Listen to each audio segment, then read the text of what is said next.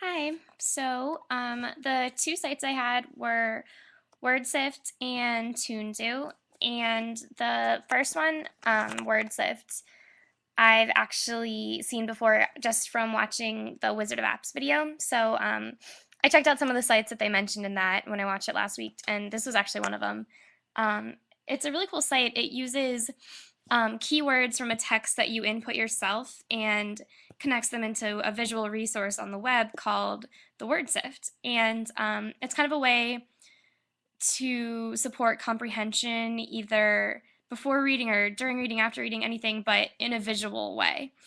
Um, Once it sorts your text, it uses the 50 most common words that appear, and those were some of the words that are most frequent are bigger and bolder in the text.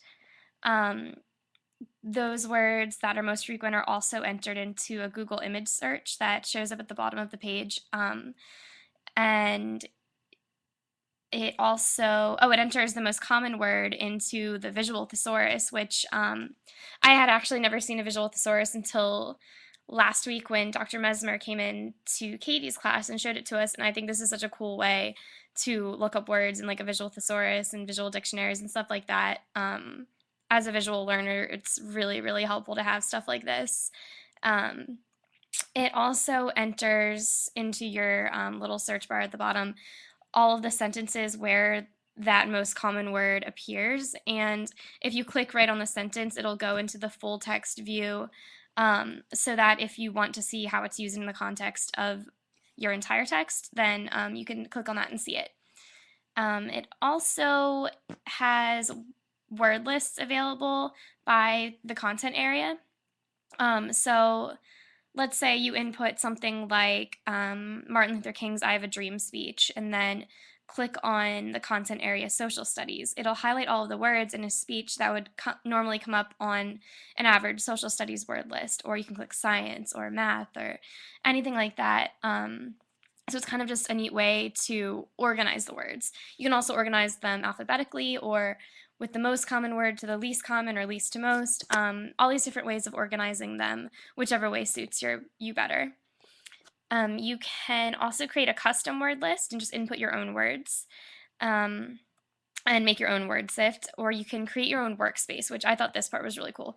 Create your own workspace, and then you can make your word sift clickable and draggable, and you can make the Google image search that they do for you draggable. So you can drag all of these different things into your own workspace and create kind of like a little visual poster of whatever you found most important that came up in your word sift. So for teachers, this would be really cool to maybe do up on the screen and um, like show them as you drag them in and say like these are the most important. Or for students, it'd be cool because it's just a really easy way to make a sort of visual to help you remember whatever text you're looking at. And you kind of like create your own worksheet. I think that this might be an interesting tool for students to actually input their own writing into and see what comes up. And, maybe with students writing, you get so close to it that it's hard to even like look at it anymore. But maybe putting it in this and having the word sift come up with the most frequent words, maybe you'd see, oh, maybe I used that word too much. Or, my paper was actually about this, but that word didn't even show up. Or, um, some version of that word didn't even show up. It might surprise them to see what their most frequent words are.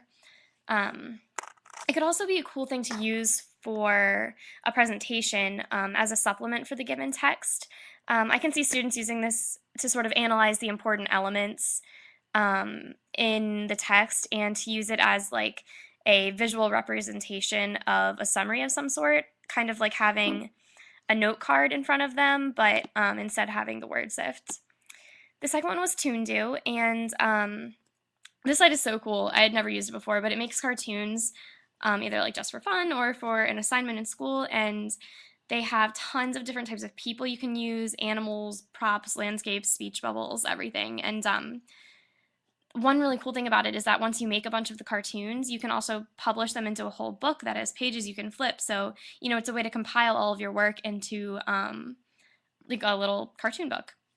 You can also, there's a tool that you can add your own drawings to it. So if you don't want to just use all of the people and landscapes and all that kind of stuff that they already have, you can draw your own, or you can just add to one of the characters. Like they talk about putting a mustache or like a hat on someone if you need to.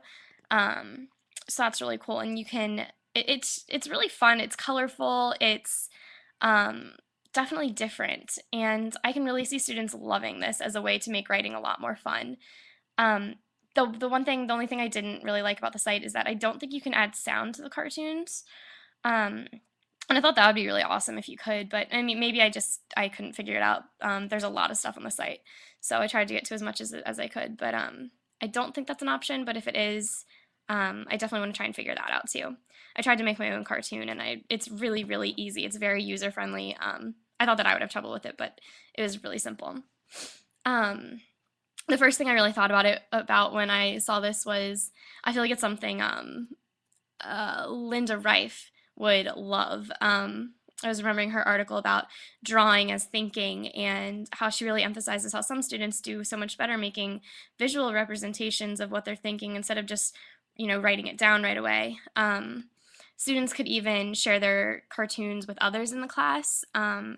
And have them add to it or write about it on their own or in groups. There's so many possibilities with this site. I think that in my own teaching, I would really like to try using this site since it really is user friendly. And it's quick too. It doesn't take a lot of time. I'm sure you could put a lot of time into it, but if um, it's not necessary. It also allows students, I think, to maybe put some comedy into what they're doing or just some creativity, and could be really, really great to help students storyboard their writing first before they actually write it, or just use it as a supplement to some sort of text to think about it in a different way.